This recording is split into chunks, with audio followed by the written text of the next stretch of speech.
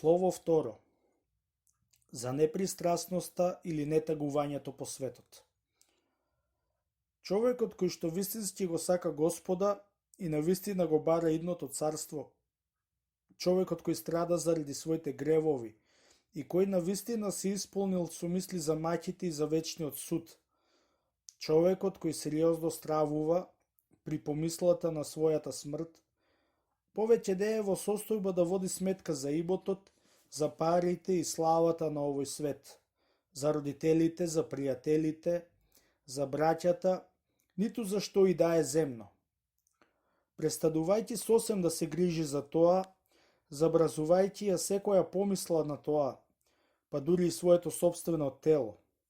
Ослободен од сето тоа, безгрижен, тој одважно врви по Христа и постоја да гледа во небото, очекувајќи од таму помош, според зборовите на светиот.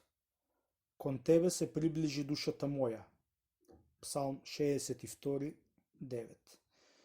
Како што го рече и еден друг небозаборавен, а јас не се уморив да те следам и не посакав ден ниту одмор човечки, Господи.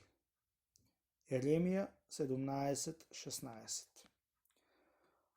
За нас најголем срам е да мислиме на нешто што во оној час на неволја, тоест на смртта, не може да ни донесе ништо добро, кога веќе се споменато сме оставиле заради повикот Господов, а не човеков. Токму тоа е она што го кажа Господ, да се вртиш зад себе и да не си достоен за Царството Небесно. Лука 9:62. Нашиот Господ знае дека ние почетниците лесно паѓаме и дека живеејќи и среќавајќи се со мирјаните лесно се враќаме во светот. Затоа на оној што рече, позволи да го погребам татко ми, му одговори, остави ги мртвите да ги закопуваат своите мртовци. Матеј 8:21-22. Откако ќе се одречеме од светот, демоните ни советуваат да ги фалиме милосрдните и сострадални мирјани, а себе си да се жалиме. Не баре со своето одрекување од светот сме се лишиле од тие добродетели. Целта на нашите непријатели пак е преку лажно смирение да не вратат во светот, или ако останеме во монаштво да не турнат во очајание. Една работа е кога тие што живеат во светот се омаловажуваат од вообразеност, а сосем друго да се мисли за нив лошо, откако веќе сме си отишле од нив, за да се избегне очајанието и да се стекне спасоносната надеж. Да слушнеме за тоа што му рече Господ на она момче, кое што ги исполнувало речиси сите заповеди. Едно ти не достига, да продадеш се и да им го раздадеш на сиромасите. Лука 18:22, Матеј 19:21. Та и самиот да станеш сиромав кој прима милостиња. Ние кои што копнееме по усрден и ревносен подвиг, треба внимателно да разгледаме зошто он сите што живеат во светот ги нарече мртви, велејќи некому, остави ги духовните мртовци, мирјаните, тие нека си ги закопуваат своите телесни мртовци. На она момче богатството со ништо не му пречало да пристапи кон крштението.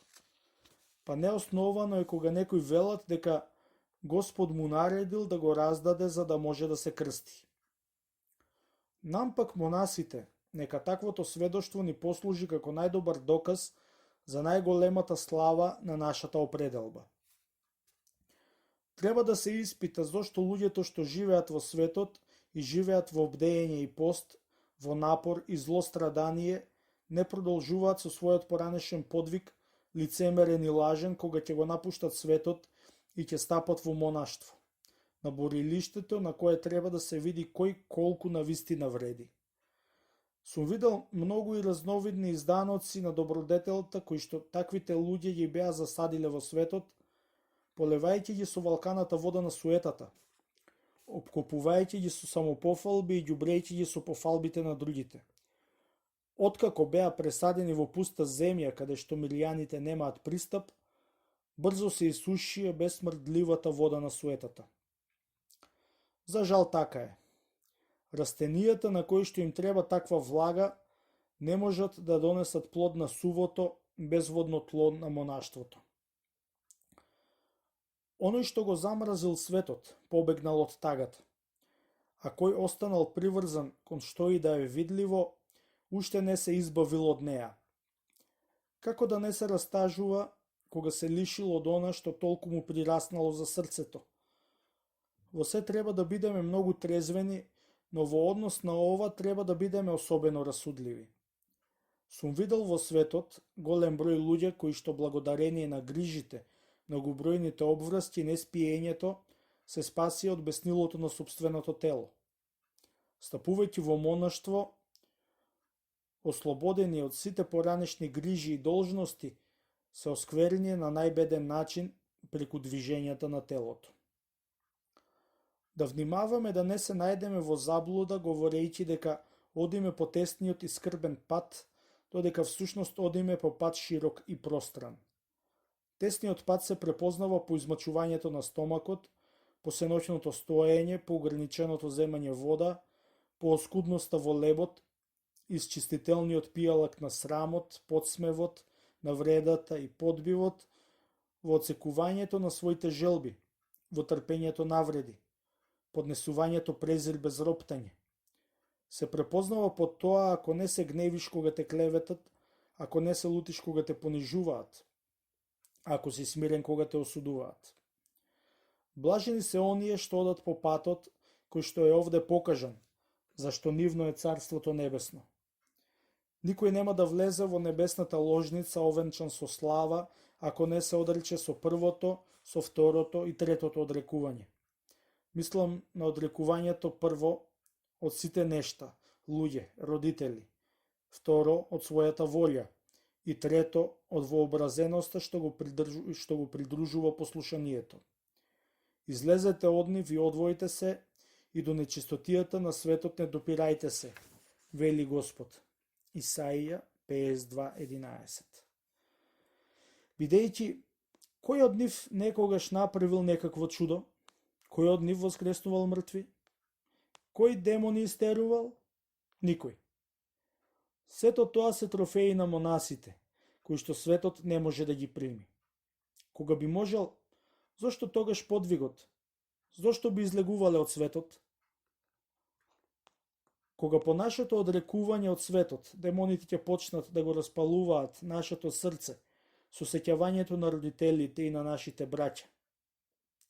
Да се подготвиме со молитва за борба против нив и да го распалиме во себе сеќавањето на вечниот оган, за со него да го угаснеме огнот на нашето срце запален во невреме. Наполно се лаже оној што мисли дека не е приврзан за ништо, а срцето му се растажува при загубата на што и да е. Кога младите склони кон телесна љубов и кон насладата со храна ќе посакаат да стапат во монаштво, треба да се учат на трезвеност и молитва и колку што можат повеќе да се клонат од секаква наслада и секакво зло, за последното да не им биде полошо од првото. Во пристаниште може да се најде спасение, но и пропаст. Тоа добро го знаат оние што пловат по духовното море. Тажна е таа гледка кога во самото пристаниште претрпува бродолом оној кој што сред морската шир веќе бил спасен. Второ скалело. Тој што успеал да го подостигне, нека продолжи да трча по лествицата угледувајќи се на Лот, а не на неговата жена.